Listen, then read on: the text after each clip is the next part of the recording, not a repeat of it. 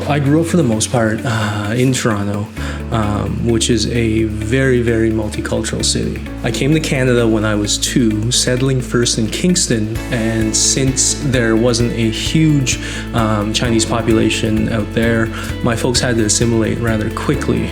We moved to downtown Toronto before I started grade 1, and I remember we'd have kids from all over the world in school. So at recess, we'd be spending time learning how to say bad words in other languages like Hindi or Farsi, or playing foot hockey, which for the Americans watching is essentially soccer but with a tennis ball. But in Canada, it always comes back to hockey.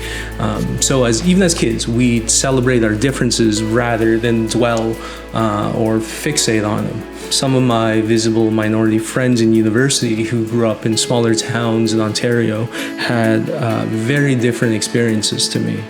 And I don't want to downplay the backhanded or sometimes overt racism that they faced. But all in all, growing up in Toronto didn't make me feel I was any different because of the way I looked.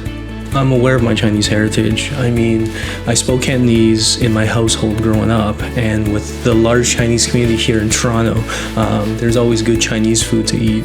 And they say outside of Hong Kong and Guangdong, Toronto has some of the best Cantonese cuisine. There was always lots of cultural events to attend, like Chinese New Year celebrations, Dragon Boat festivals, and lots of Asian food festivals.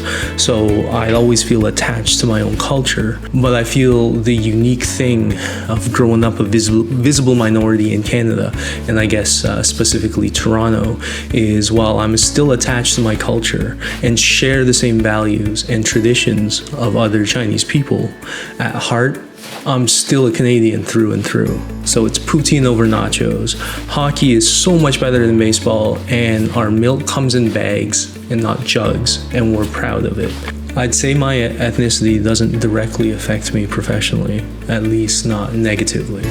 Maybe the positive stereotypes about East and Southeast Asians' work ethics have even helped me land my first few jobs at the university. At OnX, we've always had a very diverse workforce, and a quick visit to any of our GTA offices or the data center pre-corona, you'd see people from all different backgrounds. I feel multiculturalism is important since it dissipates the divisiveness of ignorance. It requires dialogue between different cultures that have radically different perspectives.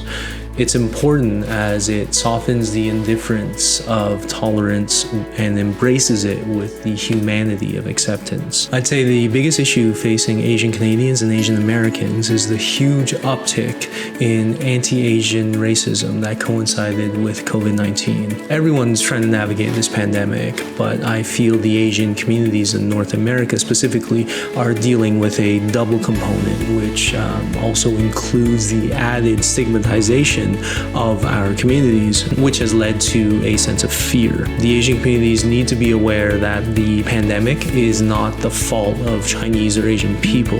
We need to be brave enough to speak out on these issues and intervene if we see something happening, and ultimately recognize that we just need to fight against racism of all forms.